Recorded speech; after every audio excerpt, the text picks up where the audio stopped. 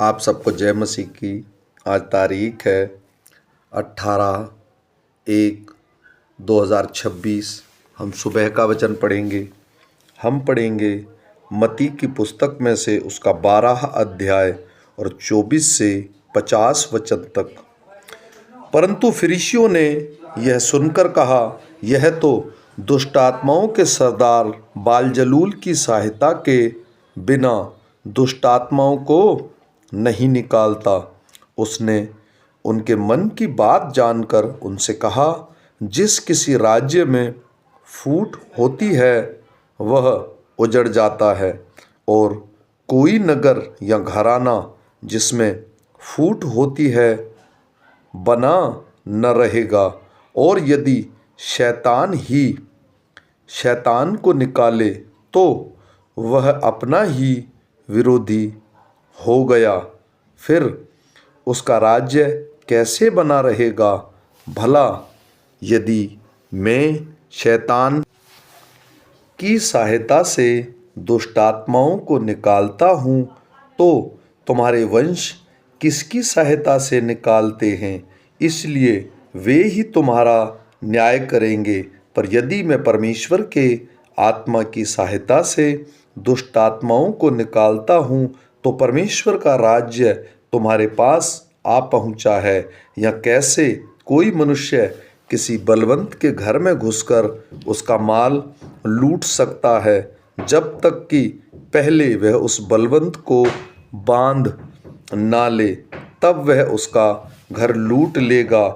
जो मेरे साथ नहीं वह मेरे विरोध में है, और जो मेरे साथ नहीं बटोरता वह बिखेरता है। इसलिए मैं तुमसे कहता हूँ कि मनुष्य का सब प्रकार का पाप और निंदा क्षमा की जाएगी, परंतु पवित्र आत्मा की निंदा क्षमा न की जाएगी।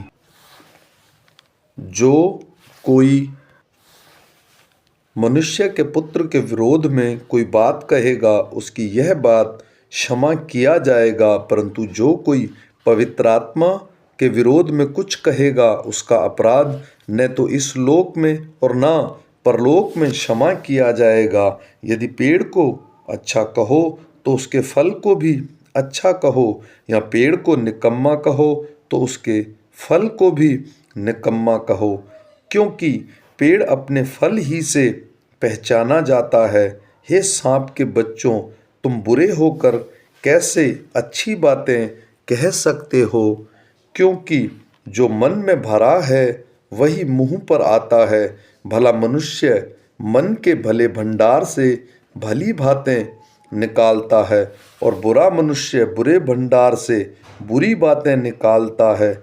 और मैं तुमसे कहता हूँ कि जो जो निकम्मी बातें मनुष्य कहेंगे, न्याय के दिन वे हर एक उस बात का लेखा देंगे, क्योंकि तू अपनी बातों के कारण निर्दोष और अपनी बातों ही के कारण दोषी ठहराया जाएगा।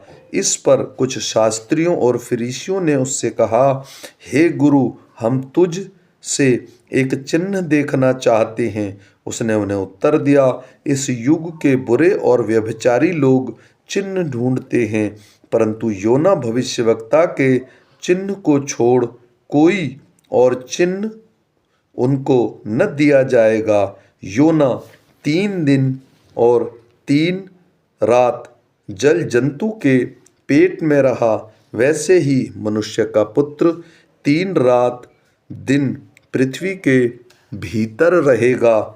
नीनवे के लोग न्याय के दिन इस युग के लोगों के साथ उठकर उन्हें दोषी ठहराएंगे, क्योंकि उन्होंने योना का प्रचार सुनकर मन फिराया, और देखो, यहाँ वह है जो योना से भी बड़ा है। दक्षिण की रानी न्याय के दिन इस युग के लोगों के साथ उठकर उन्हें दोषी ठहराएगी, क्योंकि वह सुलेमान का ज्ञान सुनने के लिए पृथ्वी के छोर से आई। और देखो, यहाँ वह है जो सुलेमान से भी बड़ा है। जब अशुद्ध आत्मा मनुष्य से निकल जाती है तो सूखी जगहों में विश्राम ढूंढती फिरती है और पाती नहीं। तब कहती है, मैं अपने उसी घर में जहाँ से निकली थी लौट जाऊंगी और लौटकर उसे सूना, झाड़ा बुहारा और सजा समाया पाती है।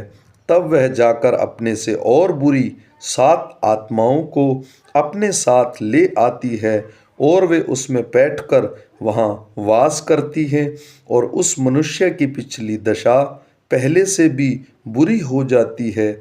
इस युग के बुरे लोगों की दशा भी ऐसी ही होगी। जब वह भीड़ से बातें कर ही रहा था तब उसकी माता और भाई बाहर खड़े थे और उससे बातें करना चाहते थे। किसी ने उससे कहा, देख तेरी माता और तेरे भाई बाहर खड़े हैं और तुझसे बातें करना चाहते हैं।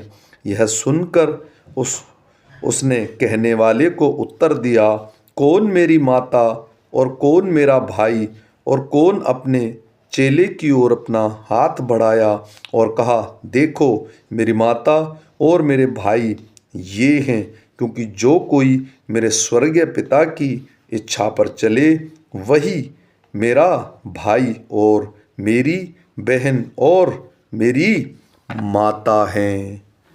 आमीन।